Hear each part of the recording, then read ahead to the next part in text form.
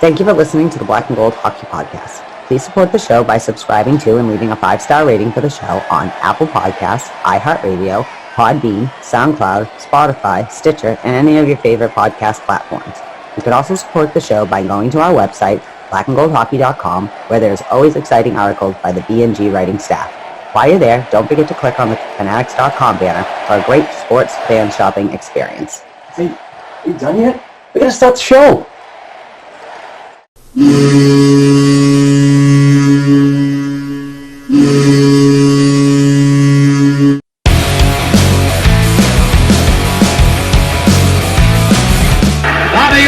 Behind the net to Sanderson, Orr! Bobby Orr! Orr from the Boston Bruins! 30 seconds left in the period. The Bruins are shorthanded. Ray Bork. Ray Bork from the face-off circle to the right of Reggie Woodland. Fired it down and Whitmore blew it. Did he ever?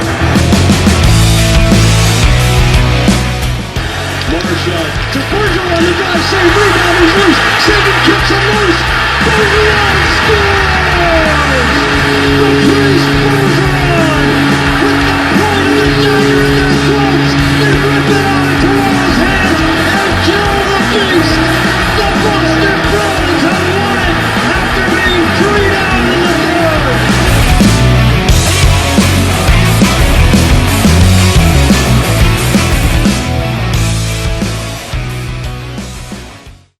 What is happening, Bruins fans? We are back to record another Black and Gold Hockey podcast. But before we do that, I want to bring in my co-host, Heather Ingerson. Heather, how are you? And how was your week? I'm doing all right. My week was fine. Happy on this beautiful, brisk, kind of crisp fall afternoon to be meeting up with you, talk about the Bruins. I'm in an episode 250 Bruins win kind of mood. And nice. How was your week? A nice weekend? Everything going all right for you so far, sir? Yes, absolutely. A great weekend. I had Friday off planned because I attended an unbelievable wedding at Zarvino Vineyards up in Sandown, New Hampshire, to see friends and now family, Danny Mac and Haley Marie get married. So it was an unbelievable time. There was lots of drinks flying around Friday night. The hotel room was absolutely banana land. I'm telling you, this was like the stuff you see on movies, So it was a lot of fun, but congratulations and thanks for the invite. And we got them some loge tickets to go along with the card that we gave them. So they're going to be going to the October 30th game against the Florida Panthers. So that should be fun. But yeah, it's been good. So just unwinding, trying to get this podcast out, and yeah, so it's been busy. So I'm happy to be back talking Boston Bruins hockey.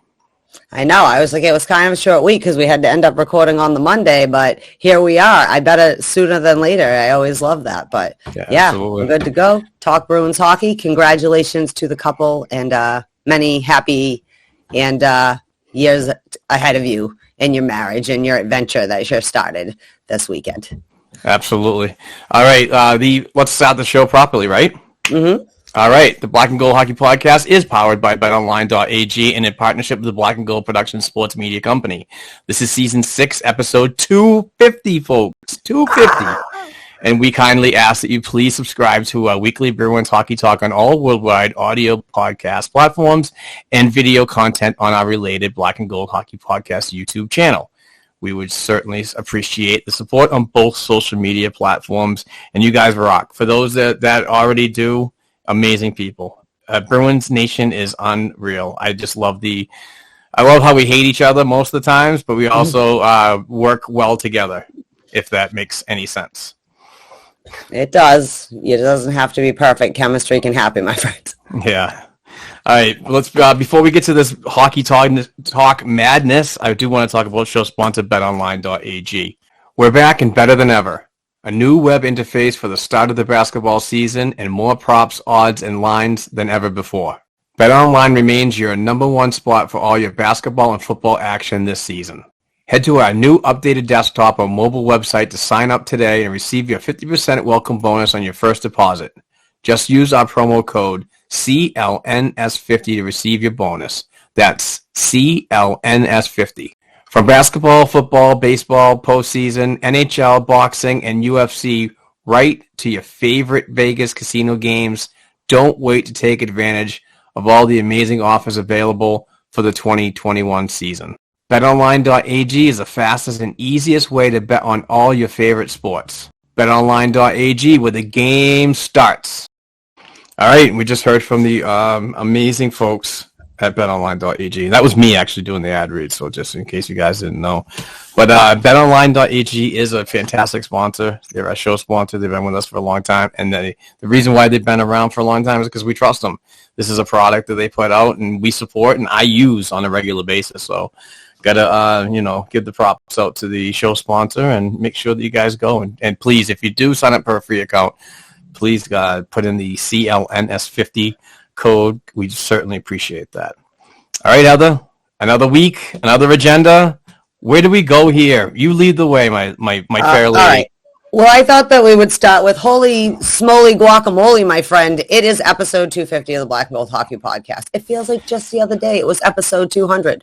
I'm like, have we really had that many podcasts in between? I know. We really have. You're entering the third year, let's put it that way. So congratulations to you. I mean, I think when we first kind of took off on this togetherness, this like brother and sister endeavor, basically talking Boston Bruins hockey, it was a little rough, but I think that over the years we've gained good chemistry with each other. You know, we still fight like brother and sister, but it's still a lot of fun to sit here and do this with you every week, and we're growing, and I'm just happy that you're aboard this Bruins content freight train that we're providing over here at B&G Production Sports Media Company. So congratulations to you too.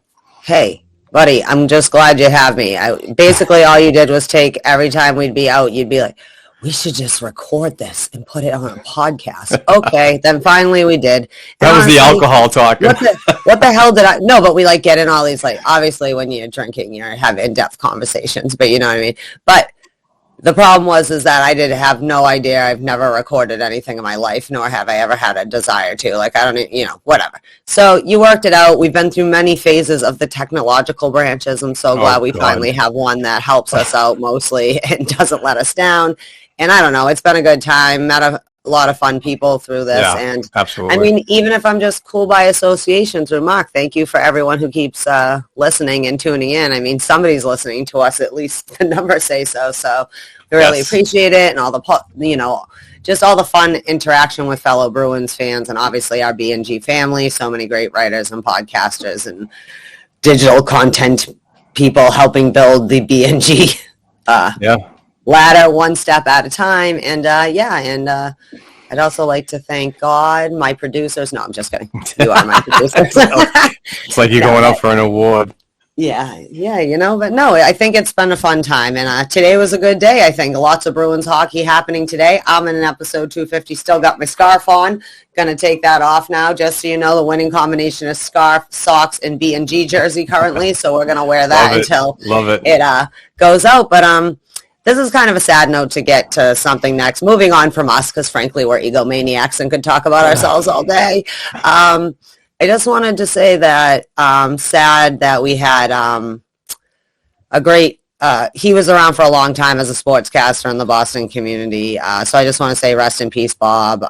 Passed away at the age of 70. I'm sorry, Neumeyer, right? Yeah, said it wrong, I think. Yeah, Neumeyer. So anyways, he was around on whatever, BZ and NBC, and he did I know he did some horse racing thing. He was a analyst for WEEI and other things around here. But anyways, long time sports journalist in our area. So I can't believe I just said your name wrong. Sorry. I heard it a million times in my life. But rest in peace, thoughts and prayers with the family, because I know he had a stroke a few years ago or whatever. And it's been a hard road, but 70 years, nothing to scoff at, leaves behind a great legacy. And rest in peace. And thanks for everything. And just thinking about his family. Yeah, exactly. Bob's been around for a long time, and as long as I have. And one of the originals, when you look at the news and you see somebody talking about sports, he was mostly up there. The original Eddie Olchuk, when you talk about horse handicapping, the guy was really good at doing that stuff, and brought the sporting world to a whole new level, in my opinion. So. It really sucks to hear that he passed today, and hearing Dale Arnold on today's game broadcast it was a little tough too. But my thoughts and prayers to the family, obviously. But yeah, it sucks. Yeah, it was sad.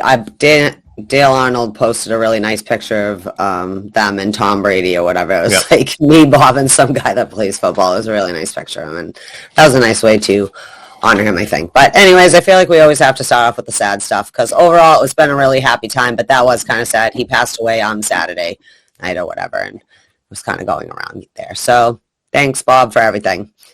All right, well, we got some games to talk about. Hockey again. Hockey's back on. The Bruins finally played another game. I mean, it took a while, but it was not a game that I'm trying to keep in my psyche. We played the Philadelphia Flyers on Wednesday. We lost 6-3. At the Wells Fargo Center in Philly. Coleman scored, though. Frederick got an assist, and Thomas Nosek. He had a great game. He had great play this week. Taylor Hall scored from McAvoy, and Marchand scored from Pasternak and McAvoy. So good for Charlie McAvoy getting a couple points. But other than that, pretty much Philly had control of this game. Defense broke down. Jeremy Swayman got hung up. Like this, welcome to the NHL kid kind of game. Yep. It was funny because everyone kept going, but we're playing Carter Hart or whatever. Well, Carter Hart came out on top of this game because this was kind of a hot mess. Philly beat us in almost everything. Face off, shots on goal. We had 40 to their 25, but does it really matter? They killed it. We were on the PK only a couple times, but they capitalized. Coyle went in for tripping and Carlo, but they went 2 for 2 on the power play, and that's why they won 6-3. Mark, what are your thoughts before we get into more on this game, but just overall? Yeah, it was not a very good game, and this is the trend that I preached about on Twitter. I don't like the idea of having all this time off in between games. It's a Bruins trend lately that, when they have more than a day or two off, that they don't perform very well, and this is a great example. From the crease, I thought Jeremy Swayman absolutely had his worst game in black and gold. And I understand he's a rookie. He's going to go through these trials and tribulations of being a professional at a young age. But there was a lot of mistakes that I believe that he made that could have been a little less on the on what the Flyers did to us. But then in the defense, letting these players go right through and get to Swayman, and also the forwards just pretty much not responding to being in a hole, per se, which I really wanted to see this Boston team do this season, was if they give up some bad goals, the goaltending is not up to par, that the offense can come in and really pick up the momentum here and kind of create gaps when your back end isn't doing very well. So. And the bench, from the coaching to the players to the 6 members on the ice, that was a team loss. And I just think that with this time off, this Boston Bruins team just has to get more conditioned for situations like this. They always do this. That next game that they have with several days off is never a good one, but it's nice to see them to turn around in the next game, but we'll talk about that later. Well, good news. Until the Olympic break, that probably won't happen, because now we're going to play 3 games in 4 days, which makes total sense, don't you think? But overall, I agree with you. Swayman stopped 19 out of 24, although I do believe that defense was a little busted. I mean, it was bad. It didn't take long for McAvoy and Grosnick to be back together, things like that, but it was top to finish.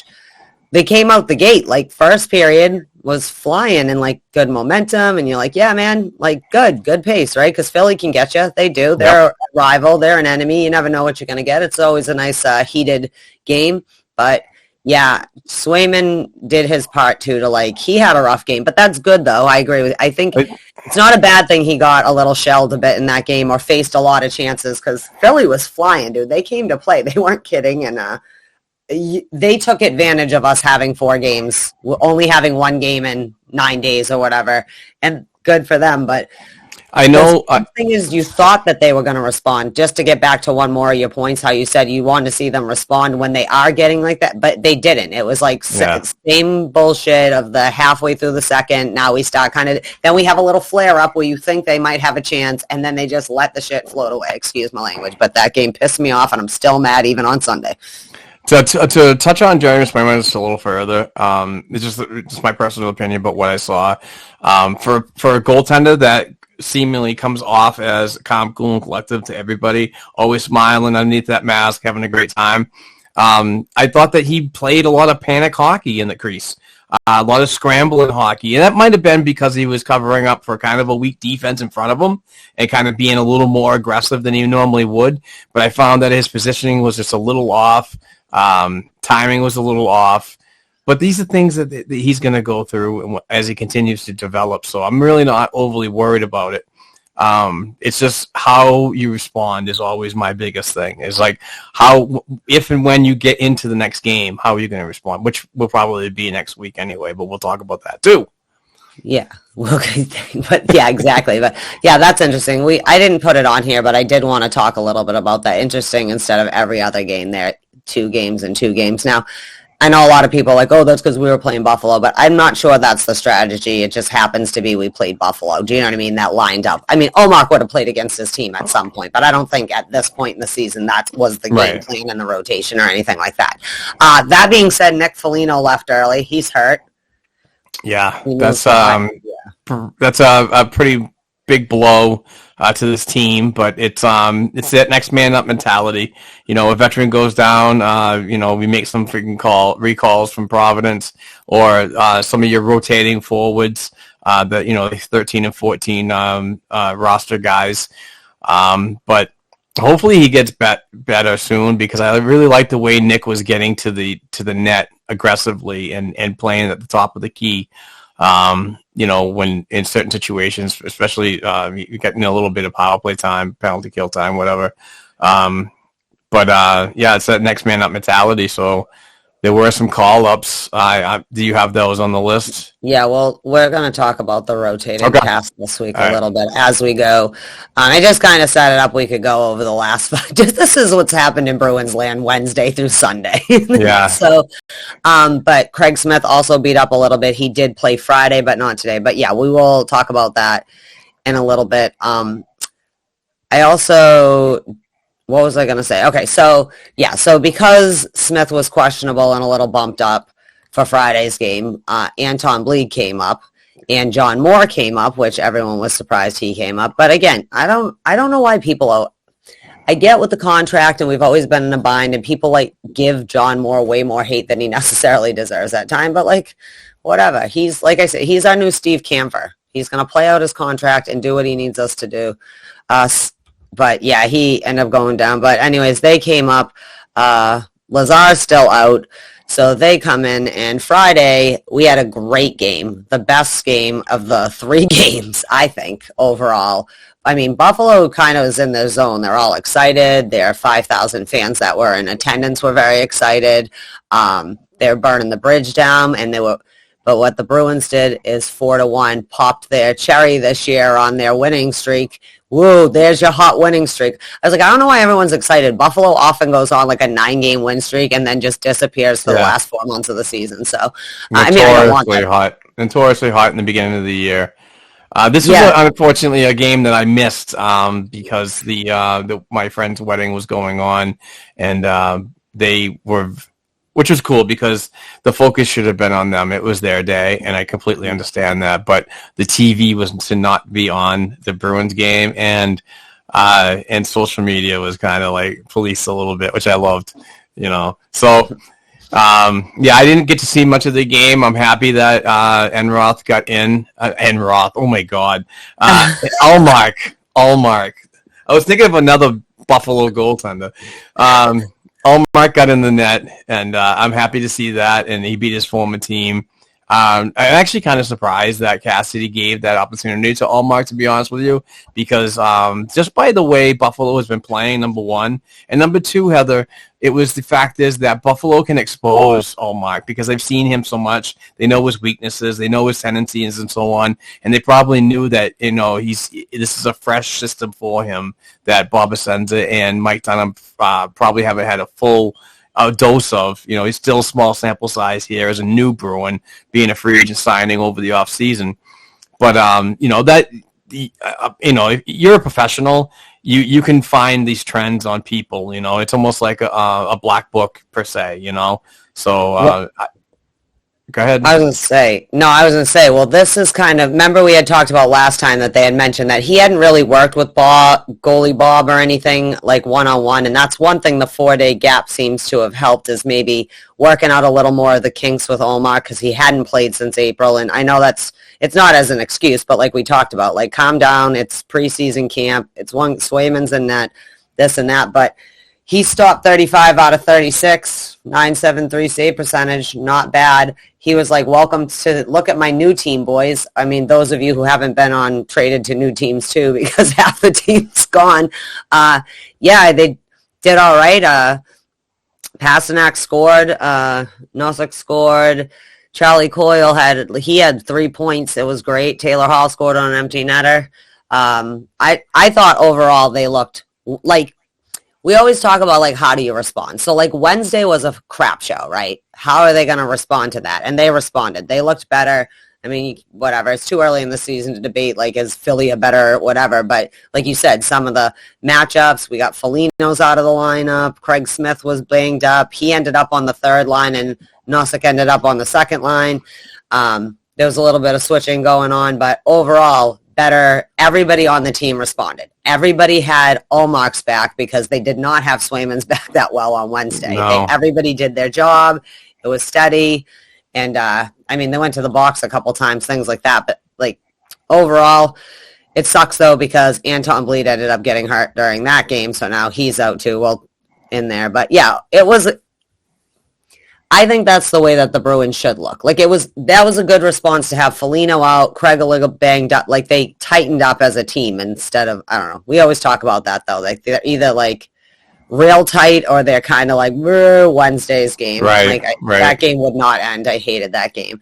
But I thought it was a good outing, and obviously it's always weird when you go against your new team. We looked better on the power play, I thought, than we did the other day. But that being said, between Saturday and Sunday, we had a lot of movement going on. Craig Smith's out.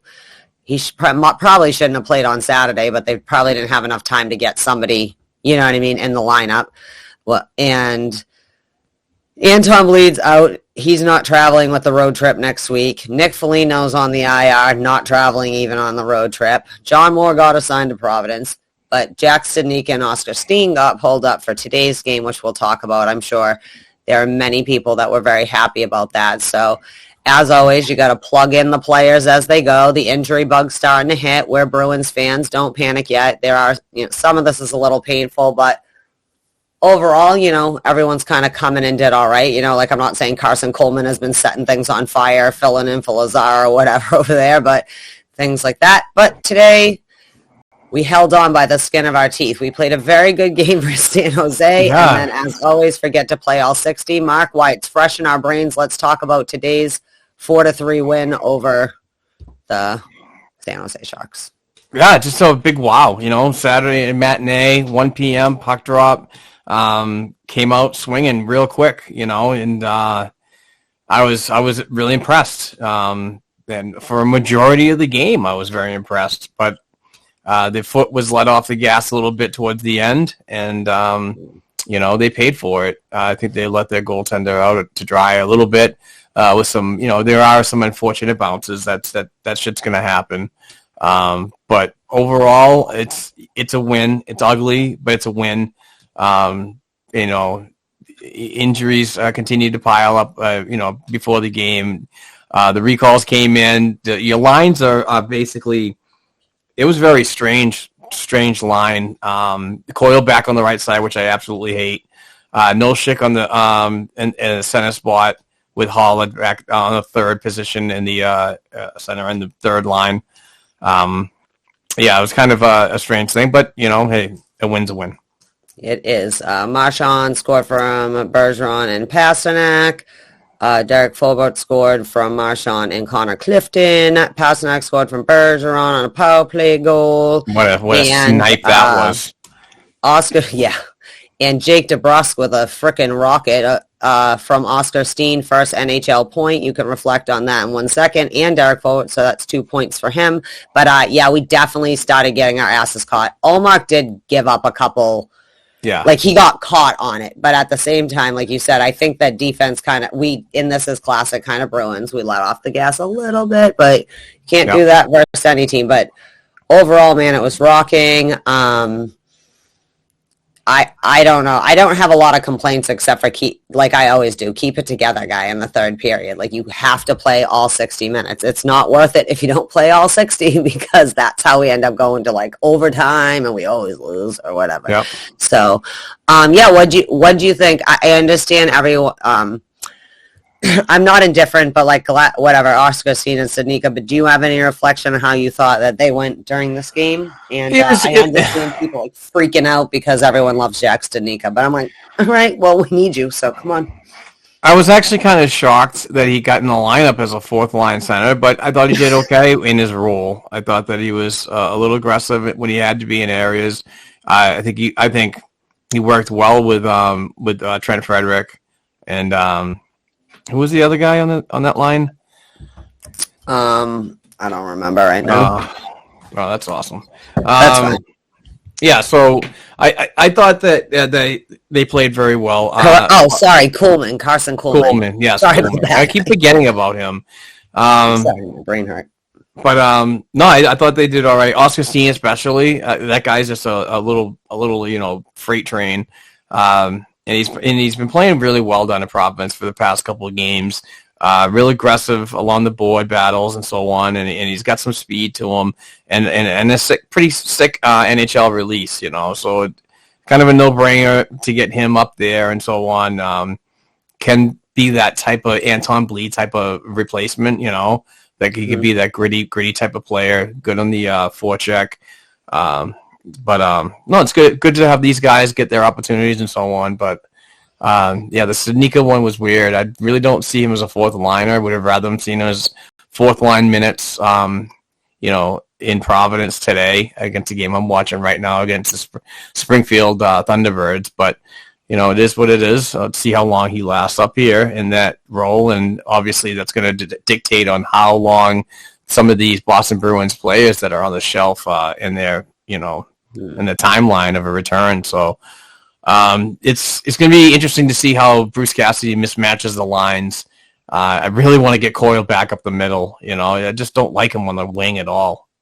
But that's just my opinion. I hate him there. I do. Can't say it enough. Can't. No, I agree. I prefer him in the center. But right now, as always, we got the injury game playing. So we got to do what we got to do. Yeah, I mean, I think they did all right up there. I mean, overall, though, as a team, they played a lot better the last two games. Allmark finally, everyone's seen him. That's one of my things before we do studs and duds is week 2 goalie controversy. Can everyone calm down now that we've seen Allmark actually play hockey in game situations that count? It wasn't perfect, but I mean, if everyone was melting down over preseason Allmark, this is a totally different goaltender. It's night and day goaltender. So let's come off the bridge. This is going to be the new segment, goalie controversy, week 3. Wait till we get to January. I'm just saying, it's people on thing, but I think I half jokingly, because I wasn't kidding when I said I think Allmark will be the 7th player, but that's what I retweeted with the best little smile picture they tweeted out with his win versus Buffalo. But that was the week in actual games. We'll see. Hopefully, I don't know. I'm a little worried about some of these injuries just because it's early in the season, and this is where you really, with all the disruption that comes late in the middle of the season with the Olympics, which I'm happy about, but that's a long time, and what's happening, and God, it's kind of, scary to me, just on that I don't want to start going down the rabbit hole of injuries. There were 2 fights today, though, right? Your boy Yes. Trent Frederick. Yep. Whatever. That's good, a little physicality. Not like stupid physicality like has been in the past. You know what I mean? You got making wiser decisions when to get physical as opposed to just kind of getting angry physical. That never works out. Use your brain, kids. So you would do a good job on that. Yeah, that's it. Any other thoughts on these games before we do studs and duds of the week? No. No? You got any studs for this week? I want to start with a stud, and that's I'm going 1A, 1B again. I'm going to do Linus Ullmark and Jake DeBrusk. I really like Jake's game. He continues to surprise me this early in the season, and hopefully he can just shut some people up that don't like him. Ullmark, it's good to see him finally get some praise from the he had a terrible preseason, and he's going to be an awful signing, and fire Sweeney, and the world's going to end, folks. I can actually see him and what he can actually do. So I'm going to go with that. The duds, oh boy. I don't really know who I really didn't like at all.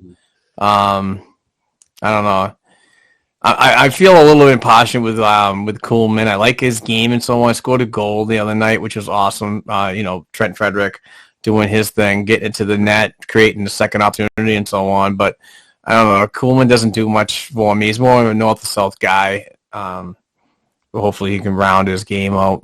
Good emergency, break glass in case of emergency type of player, in my opinion. But I don't know. I really can't think of anything right now. I was going to say, there's no one to me that really stood out as a dud to me. Do you know what I mean? I think everybody had their moments that could have been a little duddish this week. So not to cop out on that. There's no one to really, like you said, maybe by default, Carson Kuhlman just not like. Oh, jeez. I found it. Mike Riley. The freaking turnovers, man. Wow. What are you trying to, he had a really bad one game, but overall has not, was the worst.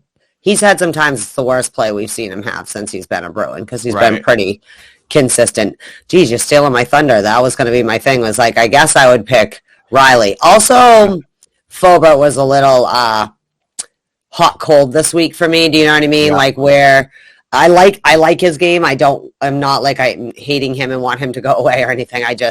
I need him to be a little consistent just so we can figure out where he lands on this pairing, because we need him, because he's one of our top 4. You know what I mean? Work it out or whatever. But obviously we know those will rotate probably as the season goes on. He had his best game against San Jose today, so that's a fact right there, with a goal and a couple points, actually, if I'm not mistaken. And that was his first multi-point game since 2018. That's crazy.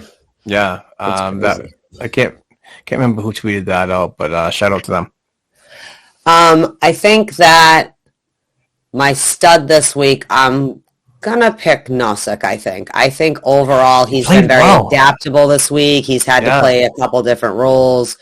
Like everyone else, he's had a couple moments this week. They all have. But overall, I think he's been a pretty good driver of whatever line he's been on, getting in the thick of things. And I've been pumping the tires of this freaking free agent signing when over the summer. I was just like, this is the type of player that is a great move, in my opinion, to restructure your bottom 6 with the departure of Corrali and so on, and I just think that he can play that his versatility really plays a key role in that bottom 6. I love it. Yeah. All right, studs and duds for the week. You know what? Charlie McAvoy wore the A twice this week. Nice. They said they were rotating it, so I don't know what that means, or if it probably doesn't mean anything, but if you're going to go with, maybe there's going to be some home or away alternate captaincy happening. That didn't happen. He was home and away this week, so I don't know. I think Charlie McAvoy's been pretty consistent this season so far, really continuing to grow, but that was an interesting development. That wasn't rotating. Whose turn's next? Charlie McAvoy's again. Yeah, so that's that. Jeez, I feel like we're going through everything so fast. I don't know. That's Here we okay. go.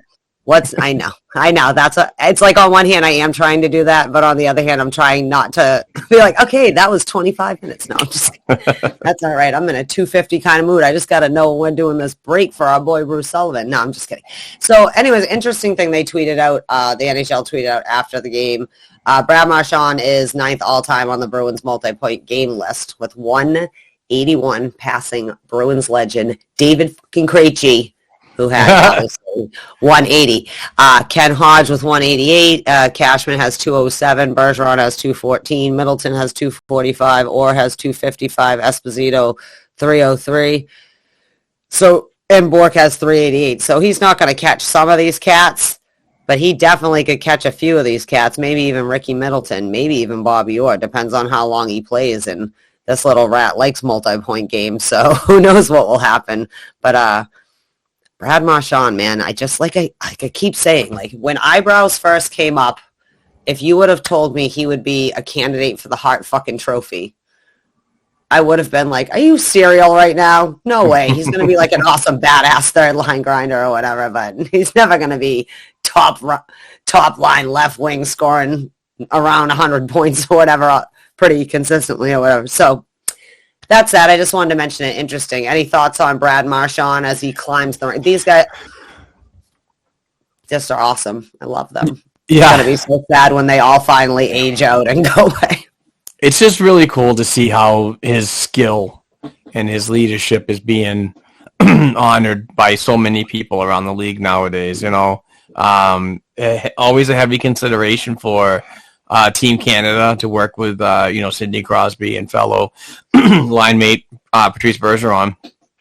But this is awesome. I never would have thought that when Marchand came into the league as a little, under 6 feet grunt that people didn't understand why he was here, but they really turned the page when they saw him play and his skill set in the early parts and his aggressiveness and, take away the suspensions and so on, but he's turned into like a really top 5 left winger in the NHL, and that's just impressive. It really is. And he continues to just get better and better. I mean the other goal the other night was in 28 seconds in. Or was that today? Today. Yeah, today. 28 seconds right in. I mean, that was fast. Yeah, just start the freaking game right there. And he's just, I don't know, the guy continues to amaze me. So also, it gives more opportunities. My favorite, meme thing out there or whatever is Marchand kissing at the All-Star game. I just, he's our little, but yeah, God, he got rid of that unibrow, got himself a wife, and look at him now. Future Hart trophy contender. Yes. Yeah, so that was just an interesting thing, but this is something that I thought was interesting that we saw. On Friday night, Taylor Hall scored his 10th goal. He did it in 19 games played. That's the fastest any Bruin has got their first 10 goals on the Bruins since Recchi did it in 08-09. That's a long time coming. Also, he had 2 goals in 37 games with the Sabres, so it turns out he likes the Bruins better because he's got 10 goals. It's quite obvious. Yeah, so it was an empty netter, but whatever, it's neither here nor there, but Taylor Hall's probably pretty happy. He's probably a little sad that now he doesn't have Smith. Just when you think you're going to have consistency in your career, and there you go. But yeah, that was just an interesting little tidbit kind of thing. What do you think about the Hall empty net? I mean, he had tons of time to kind of tuck it in the net, but how about how aggressive he was and how close he was, to nail that, he pretty much snapped it right in there, take that kind of thing. You know what I mean? I've scored plenty of empty net goals where I freaking outskated a player, and I never really put that much oomph on an empty netter. But he's just seemed that's what you get for. But Taylor Hall. It was his choice to leave too, by the way. So it's kind of it wasn't like the Buffalo Sabres were up against it and they needed to move him. He wanted to leave. Exactly, and they had way too many players that were way too unhappy, making way too much money, and now Taylor Hall is happy, and he's smiling, and I love Taylor Hall. Every time he scores, I'm like, that's right, that's right. Told you he should have been a Bruin. I will die on that horse, and I know that nobody cares, or that hill. But why did I say die on that horse? That's ridiculous. I don't know. Woo, see what happens when we podcast in the afternoon instead of the midday. Damn it, NHL, you're messing up our whole entire recording schedule, having these matinee games and us being in a moral dilemma of what to do about that. Just kidding. Crazy. All right.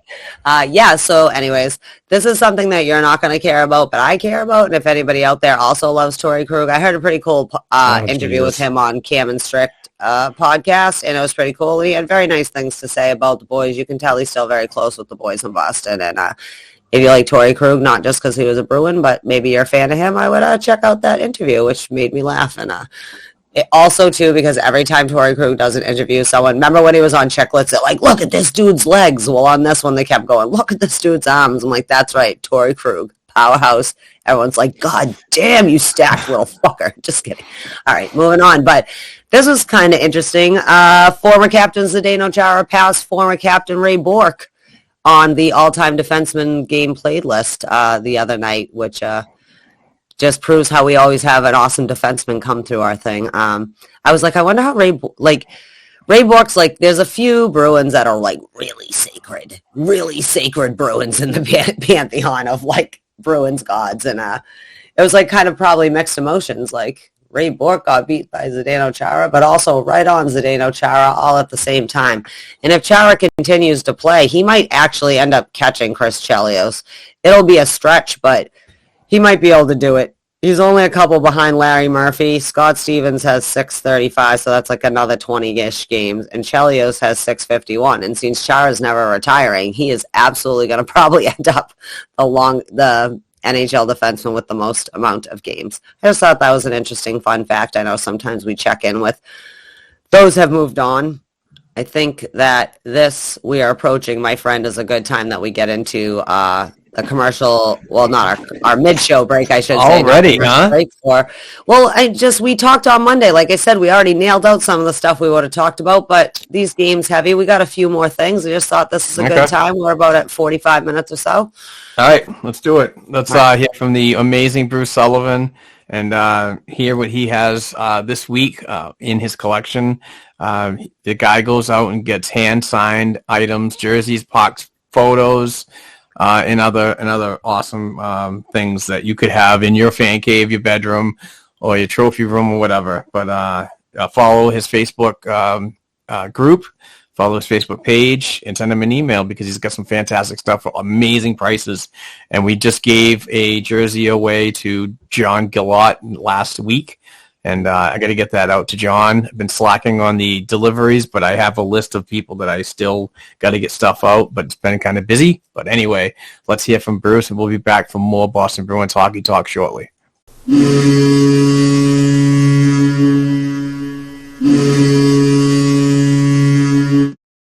Hey, this is Bruce from Boston Sports and Music Memorabilia with our Black and Gold Memorabilia Moment of the Week. We are extremely excited to be hosting number 77, Captain Raymond Bourque, on November 6th.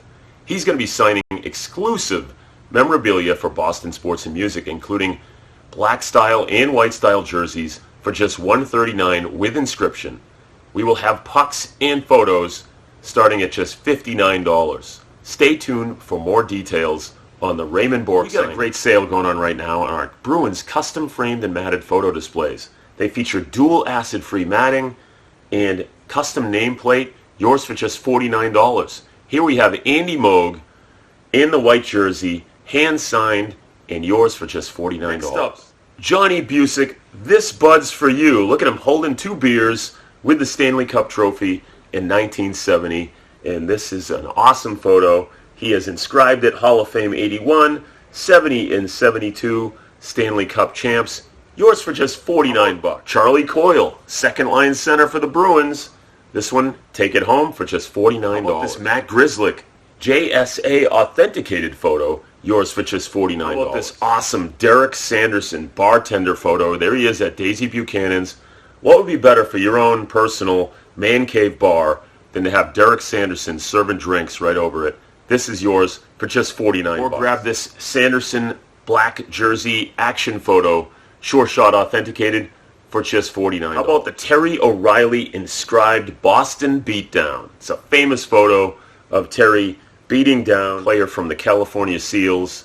This is Michael Christie, and this is yours for just $49. Charlie Coyle JSA authenticated photo. This one's yours for just $59. Or maybe you prefer something a little bigger. How about this XL Boston Beatdown Terry O'Reilly inscribed photo?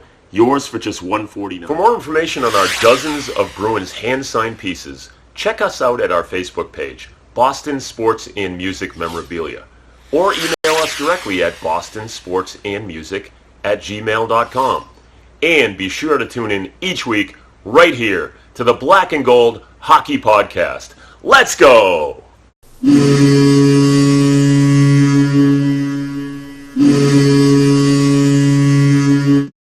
All right, Bruins fans, we are back to talk some more Boston Bruins hockey here in the Black and Gold Hockey Podcast. We want to thank Bruce Sullivan. He's been amazing. And seriously, if you guys, I mean, Christmas is like right around the corner. And if you need any like hand-signed stuff to brighten your child, your boyfriend, your husband, or significant other's life with a hand-signed Bruins jersey, nothing looks good. Nothing looks as good as, I can't even talk right now, but yeah.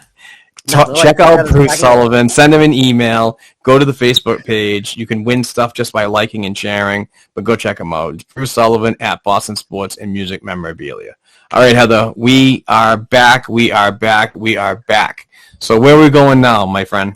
We're going second half of episode 250, my friend, and Boom. I, as always, am going to defer to you for a minute because I like when you give the little updates on the people we have out and about in the system and how things are going, obviously specifically geared towards Providence because they're the ones most closely guarded secrets to help out the Bruins. There are secret weapons. There are weapons in training or whatever you will. But you want to give us a little recap of what's going on with the Providence Bruins, affectionately used to be called the Baby Bees, over the weekend, this weekend, or this week? Yes. The Providence Bruins have played 4 games so far this year, and they and they're currently playing right now against Springfield. It's Pink in the Rink weekend, so it's Cancer Awareness Weekend down at the Dunk. So that's an annual thing that they do to raise money and awareness, obviously. But after these 4 games, like on October 16th, I was actually there for that game. The Providence Bruins, they won, but it was in a shootout. Second game on the 17th, I was not there. They played the Hartford Wolfpack. It was a shootout, and they lost. And on October 22nd, I was not there. I was at my friend's wedding. They lost 2-1 in final overtime. So all these games that they've been in so far have needed extra time to go. So a little bit of a concern there, but it's still early. There's a lot of adjustments going on. We talked about it earlier with the lineup and the recent injuries to the Boston Bruins. Well, that's going to put the Providence roster in flux a little bit. So it's still too early to say. But on October 23rd, they actually lost to Laval on home ice. So that was 4-0. So that was a pretty bad game. They just didn't really have it at all. But right now they are tied at 1 with the Springfield Thunderbirds with 16-15 remaining in the period. So with 4 games played, they are 1-1-1-1 with 4 points, and they currently sit in the lower half of the Atlantic Division. So, like I said, it's a little too early to panic right now, but we'll see what happens going on. Some players to be mentioned that have been playing really good. Jakob Lauko has been just absolutely amazing since starting the season. It's good to see him healthy and so on. Also, it's really good to see Kyle Kaiser. He's really been stepping it up lately in the goal. Ryan Mujanel, the new head coach, has mentioned that he's going to have a big year because of his off-season work ethic, and it's paying off because the overall record doesn't look good, but his underlying numbers are really good. He's 1-0-2 right now, which is not bad, and he's in today's game against Springfield. But he's also got a 1.72 goals against average in those games and a .933 save percentage. So Kaiser's looking really good. Like, they're going to really ride him. But the Troy Grosnick, the veteran that they signed as a free agent, he was out, and it actually happened on the 16th against Bridgeport after the first period. That was it for him to start his year, so it's pretty much been the Kaiser train.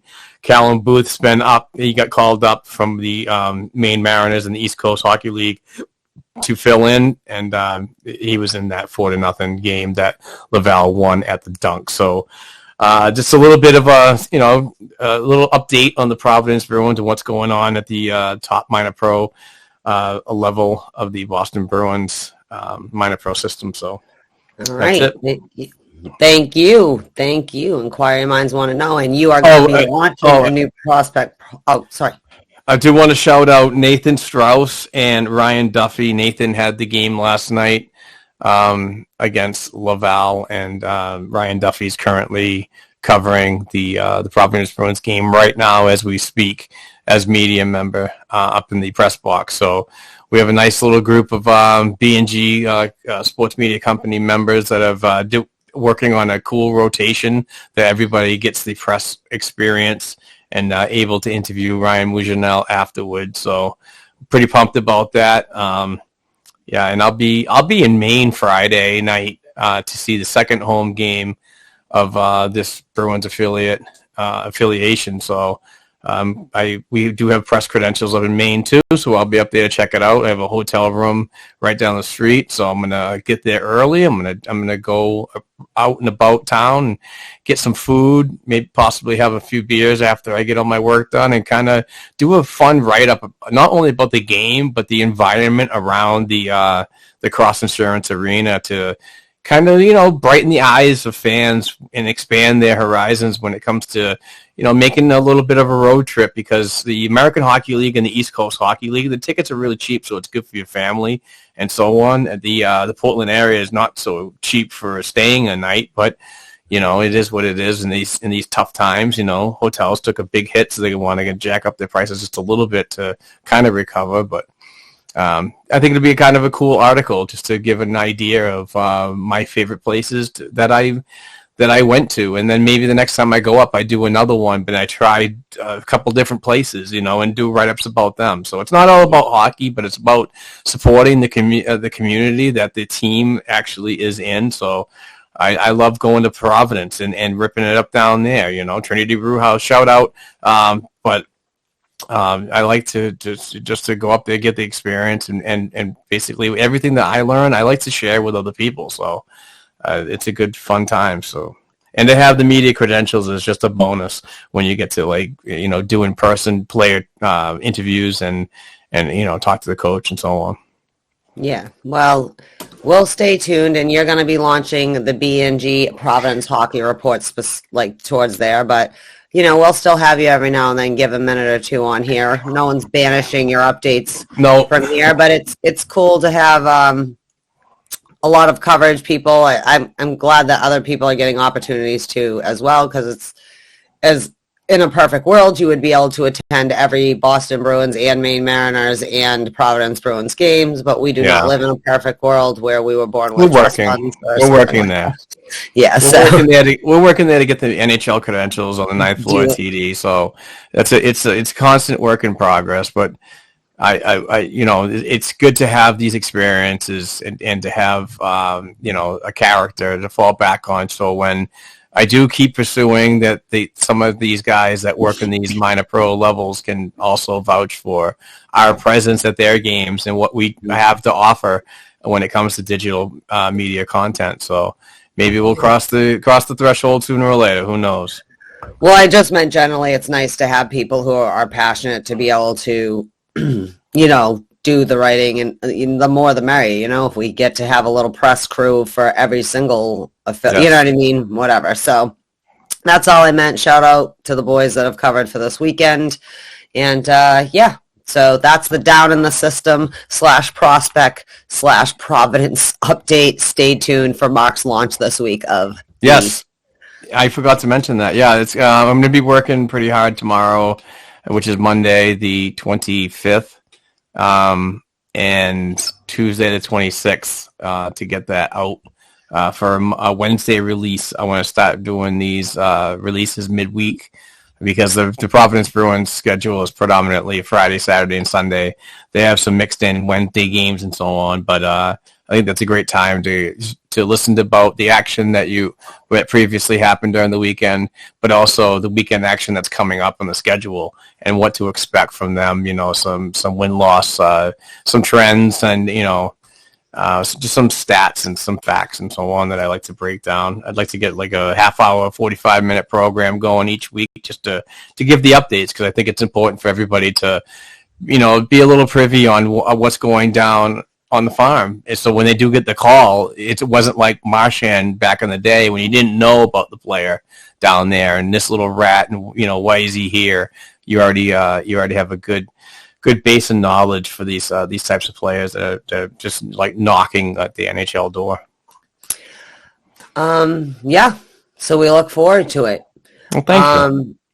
Your support is very well, very. I try to do my best to at least fake it. No, I'm just kidding. You're such an asshole.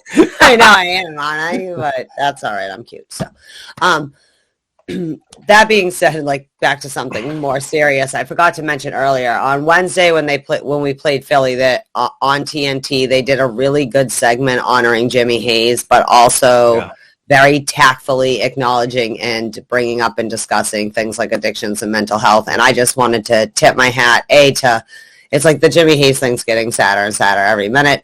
But anyways, it was very well done. I thought it was a great way to honor Jimmy, but also take the issues underlying the situation very seriously. And I thought it was good on the broadcast crew there over at TNT. So just tipping my hat to, we should do a tip of the hat segment. Tip of the hat to you. That. Yeah, so that's all.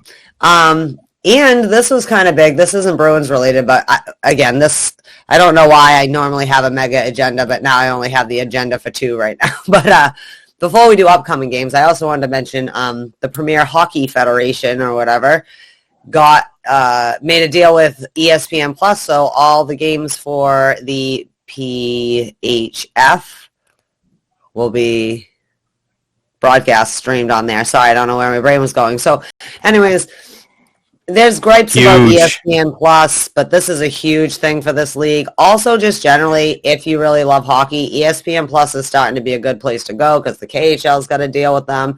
Yeah. They did a great discussion about it on Jillian Kremener. What is it called? The IceCast 2.0. Thank you. Sorry, Jillian. I really couldn't. It was like ice something. She does an amazing job. I wish she did. She works so hard over in the K, and kudos to her for going over there, being a North American reporter and finding work over there for the past couple of years, and she loves it. So, but I love the podcast. I wish she had time to do more because I could really get more KHL freaking hockey, knowledge in my head. But she's my Emily Kaplan of the KHL, right? I just love her and great, solid she's Caps reporting. Yes, that's really that's how I feel in my head. But I always get excited when they have a new episode. But yeah, so anyways, huge for this league. Great for the 6 teams so far, and maybe expanding this sooner than later if they're booming like this. These are the small steps that these ladies and this federation need to get more exposure. I believe if they get this network like they're getting right now, I think this is when, NHL teams, they bite on it more, and they want to have something like that in their own markets. And my dream, honestly, is to have a ladies team for every NHL, city. Every NHL city. I don't know why it took me forever to go to a 4-letter word. But yeah, a city. Yeah, it is a Sunday. And that would be awesome, and then possibly kind of work on travel schedules that kind of mimic where the Bruins are going, kind of have a following and so on. But I think it'd be great, and I'm looking forward to it. Our own Black and Gold Production Sports Media Company, Andrew Taverna, he's an administrator along with myself. He is heading up the Boston Pride writing and podcasts and all that stuff over there. So we have credentials for Boston Pride this year, which I'm pretty stoked about. And we've already got Cup champs. Yeah, we've already got a schedule already worked out for coverage for every game. So we will have representation from B&G at every Boston Pride game. That's at home at least. And we have writers throughout the country. B&G's gotten up to like 60 freaking people right now. It's absolutely maddening, crazy. But we have opportunities for others to, in New York if they play the I can't remember what the team name is. Buffalo Buttes. Yes, if you play the Buttes, I'm or sure the Metropolitan Riveters. Yep. Which one are you looking for? Never mind. Just two of them. Or the Hartford Whale. Yeah. Yeah. We could have Connecticut Whale. Connecticut Whale. Sorry, but we could have coverage there on road games too as well. So it's just the more content we can get, but the more access we get, it's even better. So. I'd also like to shout out the Whitecaps and also the Six because you forgot Toronto and Minnesota. Yeah, but I wasn't talking about them. I know, we're just rounding out all the ladies, but that being said, our Boston Pride, defending Isabel Cup champions, they open up on November 6th and 7th. They're playing home versus the Minnesota Whitecaps, and that'll be pretty awesome. Can't wait to see the coverage that's happening there. I really want to get to a game this year, but I will definitely have my Boston Pride That's stuff. a Saturday night, right? Mm-hmm. Yeah, they play the 6th and 7th. Maybe we should go to They that. play kind of a little bit kind of like the AHL schedule, how they play a couple games. Yeah. Like within the weekend or college We schedule. should go to that. Oh, geez. Dropping things here. Sorry about that. Yeah, no, we definitely have to get to a game. And also, I kind of like just going to the Warrior Ice Arena. It is fun. I feel happy when I'm there. It's just like a place where you're like close to greatness, but also just at your local rink all at the same time. It's like a weird. I like going there and then the rail stop right next door afterwards. You love that rail stop, buddy. I do, especially when they're teaching like new younger ladies or younger people. Let's not, how to bartend. They're like, "Can I use you as a sampler?" And I was like, "What are you talking about?" They're like, "Well, I'm new and I'm being trained. Is it okay if you try this drink?" And I'm like, "Okay." She's like, "We won't charge you for anything." I'm like, "Perfect." I can't even imagine how happy you are to have someone ask you if you could be their sample or whatever. Great. Like you could be their guinea pig. It must have made you very happy. All right, geez. This episode 250, man, it is going off the rails. Thank God for everyone who is listening. And it's probably not going to last that much longer because I know it is. Like, when we do record out of our schedule, we do get it all kinds of off the rails. But it's all right. We'll celebrate it. It's the 250th. Exactly. It's the 250th, man. You only hit 250 once, man. And actually, shout out to my friend Cody Stevens. He's a Patreon member and previous winner of several items. And he is a very good machinist. But he made some kind of big freaking B&G kind of shrine that says 250 on it. So once that is done and it's delivered to my section of work, I will bring it out here and show it for the fortunate ones that do follow us on YouTube, the video side of our social media content. But shout out to him because he's a faithful listener too. I gotta be honest, I don't even want to know what I look like on YouTube. I don't even know where to look. I'm in my own world. I keep forgetting that you put us out that people can actually see us. We put it everywhere. Those of you who put up with us visually too, as well, you're strong. You're strong people. Makes me proud of you. All right. Jeez. Okay, focus. I'm the one who's supposed to be keeping us focused, and I'm totally not. All right. Upcoming games. Yes, we're going to play hockey again, but not until Wednesday, which is fine because they're going to play 3 out of 4 days. Here we go. We're playing Wednesday the 27th versus the Florida Panthers at the BB&T Center, so in Florida, 7 o'clock. Then Thursday, we're going to be playing the Carolina Hurricanes at the PNC Arena in Carolina. Then we're going to come home and on Saturday play the Panthers again. Currently, the Panthers are 5-0, and Carolina's 4-0, and they're both really good everywhere they've been playing. So it ought to be an interesting week. Couple days off. I don't know. I'm not Bruce Cassidy, but I'm going to assume they have Monday off, back to practice on Tuesday, and travel, whatever kind of thing. to get ready. One wouldn't think they'd probably have too heavy of a practice situation happening if they have to play that much at the end of the week. Yeah, that's it. What do you think? What do you think about these Panthers, who you predict to be number one in the Atlantic?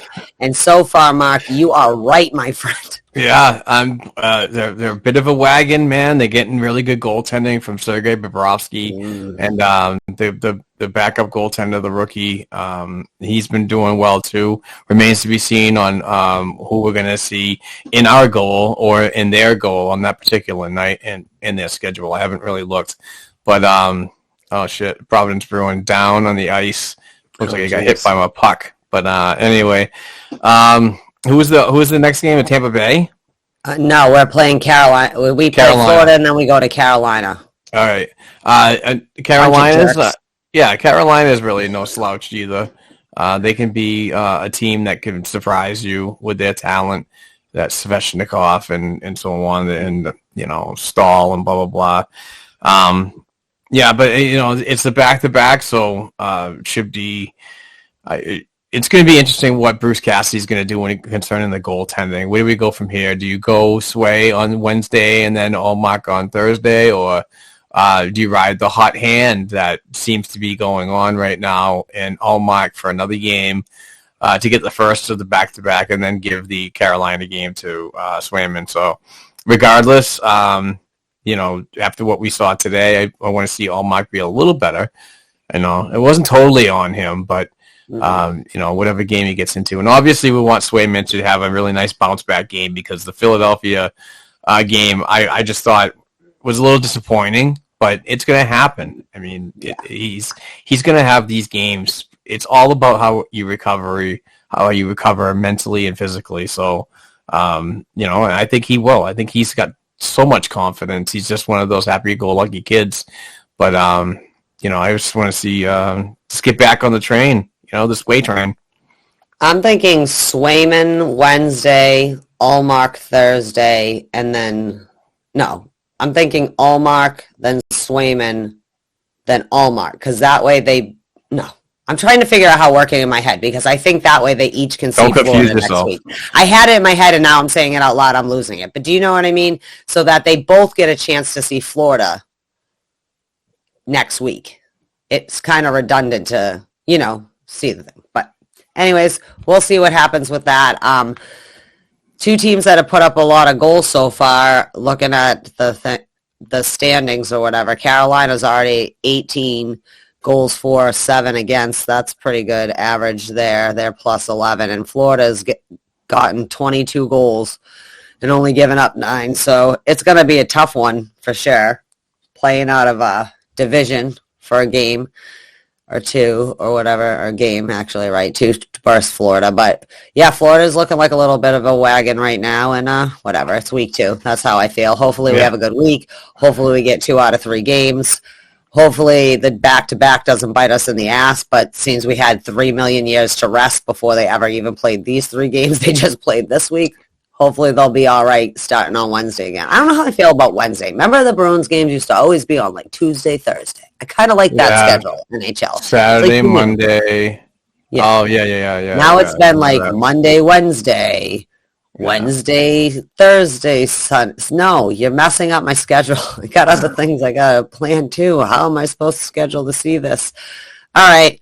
That's pretty much it. Those are the upcoming games. Keep an eye on it. What was Saturday? What did we mention? Saturday's game? What? Yeah, the Florida Panthers. Oh no! We're playing Florida again. Panthers. We're playing Panthers Wednesday. Pay attention, Mark. Why are we having this conversation? The listeners aren't the only ones. I'm sorry. We're playing the Panthers Wednesday, Carolina Thursday on the road, and then home to play the Panthers at home. Oh, that's right. That's the game that the 30th. That's right. That's the game that Haley and Danny are going to. Jesus, wow. That's bad. Guy. What am I doing here? I'm talking to myself. You're not listening to me. I don't even know if anyone out there. I got the American Hockey League game on too, so I'm really not paying attention to you. I'm watching the Providence Bruins, so I can't pay attention to our podcast. Shut your face. It's going to sound awesome when you edit it. Me chirping you on our 250th episode. In all seriousness, that's all I got. You got anything else you want to bring up? I mean, go get pasta, support a good cause. Real quick, I do want to mention that we are still looking for writers and podcasters. So if you're interested in joining our Black and Gold Productions sports media team, please go to Black and Gold Productions LLC at gmail.com. Send me a cover letter, send me anything if you want to get involved. It's a really great group to work with. And if you're not very good at writing and not good at podcasting, you can always reach out to me, and I can obviously train and walk you through it to make it a little bit of a better experience for you. But we are looking for folks. So if you heard this and you see this, please reach out as soon as possible. I was only giggling because I was thinking, or you could just get a friend that has a podcast and end up invading their podcast and being on there for 3 years. That's another way you could do it. You don't have, just kidding. Right. That being said, I'd like to shout out the other podcast, please, on the Black and Gold Hockey Podcast Network. Obviously, follow us. If you're not doing that, I don't know what's going on because you're listening to our podcast right now. Dump and Change, Short Shift, Puck Lines, Lindroth Podcast, Don't Poke the Pod, Holtz on Hockey with a sweet new logo, little pick. Love it. Love the new, whatever you call it. Is it logo? I guess. Hub of Hockey Podcast, Beehive, Causeway Kings, as always. New ones, Third Line Grinders. Mark's working every now and then when he gets a chance to, as if he doesn't have enough being the OG of the BNG. Remember the Maples, but this week definitely is going to be launching his, hey, it'll be fun listening to Mark talk to himself for a half hour and just be like, right. You're like in your zone. You know what you should do? You should create characters where you're like, well, Mark, tell us about Oscar Steen. I love Steve Dangle and everything, but I'm not Steve Dangle. No, I'm not saying be a direct ripoff. I just meant it would be funny to do that. So shout out, follow all the writers at Black and Gold Hockey Podcast, which I can't seem to find my list of writers that I wrote down. So I promise next week I'll read you guys off. And I think maybe it's time for Patreon because I cannot hold us together much longer, my friend. And you just want to get to this AHL Bruins game. Go Providence. Well, they're losing 2-1 with 3:40 to go. So there's absolutely no rush. But we do have a Patreon account going on, and if you want to get involved and get some awesome items for your fan cave, for your kid, for your friend, for birthdays, for Christmas, whatever, it's awesome. So go to patreon.com/Black and Gold Hockey Podcast. Donate $1. Half of your dollar goes to help us, our small sports media company, but the other half turns into some awesome, fun Bruins-related gifts, prizes, whatever. So for the month of November, we are giving away a new, this is Rick Middleton, fully authenticated, awesome stitched black jersey for $1. That's it. So get on board, get some stuff like that. This week's Bruins-related winner, or Bruins prize winner, whatever. Man, I fucking can't talk today. Struggling, Heather. Struggling on a Sunday. Is our friend Trent Barry. So thank you very much, Trent. Truly appreciate your support, as always, from Down Under. Good day, mate. And you always do that. You have the worst Australian accent. Shut up. No. But anyway, thank you, Trent. Yes, we truly appreciate everybody's support. You guys have all been amazing, whether it be sharing, retweeting, conversating with us, talking Boston Bruins hockey, in the big old Bruins fan. We truly appreciate that. So thank you for everybody. Shout out to everybody like that. Group hugs. Yeah, groups hugs. But anyway, with that being said, 250 is in the books. 250 is a hot mess, but not as bad. It can't be as bad as Wednesday in Philly. So we've got to get back to like our regular programming so we can get back on the rails, man. This late afternoon stuff is for the birds. Yeah. But anyway, we're good. Sorry, I'm people. Allred. We love you. Come back That's next Heather week. Ingerson. Punching her like a brother and sister would do. But anyway, be safe, everybody. We have a lot of hockey coming up. Go to betonline.ag and use code CLNS50 if you want to get your wager on this week and get into some hockey action. But yeah, so with that being said, peace out, everybody. Bye.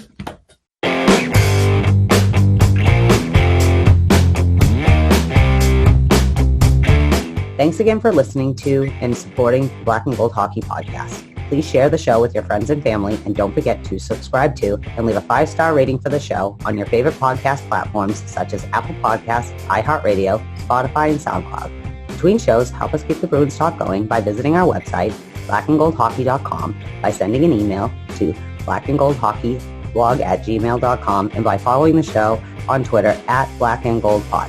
Peace out.